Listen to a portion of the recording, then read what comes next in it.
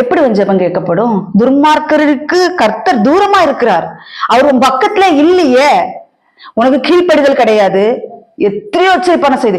இப்போ உண்மையில கர்த்தருடைய பிள்ளைகளே, என்னுடைய செவிகள் கேட்கவே நான் கேட்கறது என்ன தெரியுமா? இந்த கடிந்து கொண்டு மெசேஜ் வருது பாத்தீங்களா, அது எல்லாம் யாருமே கேட்க மாட்டேங்கிறாங்க. இன்னும் சுற்று வட்டாரத்துல இருக்கிறவர்களை கூட நான் கவனித்து பார்த்திருக்கிறேன். அந்த கடிந்து கொள்கிற மெசேஜ் வந்தோடனே தட்டி விட்டுறாங்க, பார்க்க மாட்டேங்கிறாங்க. வருத்தத்தோடு இருக்கிறீங்களா? உங்களுக்கு விரோதமாய் சத்ரு ஆட்கள் எழும்பி வர்றாங்களா? இப்படித்தான் போதிக்கிற பிரசங்கங்களை கேட்கிறாங்க. பாவம் வருது, பாவத்துல இருந்து நீ வெளியே வான்னு சொன்னா அந்த மெசேஜ் கேட்க மாட்டேங்கிறாங்க. இப்படி தடை கொடுப்பாங்க தெரியுமா? சோர்ந்து போகாதீர்கள், சோர்ந்து போகாதீர்கள், வருத்தப்படாதீர்கள், கண்ணீரை கர்த்தர் துடைக்கிறார், வேதனைப்பட்டு கொண்டிருக்கிறீர்களா? உங்கள் சத்துரு உங்கள் மேல் ஜெயம் கொண்டு கொள்கிறானா?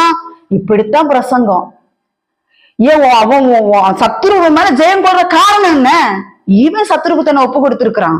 இவன் பாவத்துல இருக்கிறான். வாயிலிருந்து வருகிற தூசணமான வார்த்தைகள், கெட்ட வார்த்தைகள், கிறிஸ்தவர்கள் கெட்ட வார்த்தைகள் பேசிக் கொண்டிருக்கிறார்கள். இவர்களுக்கு எப்படி கர்த்தர் சமீபமாயிருப்பார்? இவர்களுக்கெல்லாம் கர்த்தர் தூரமாயிருப்பார்.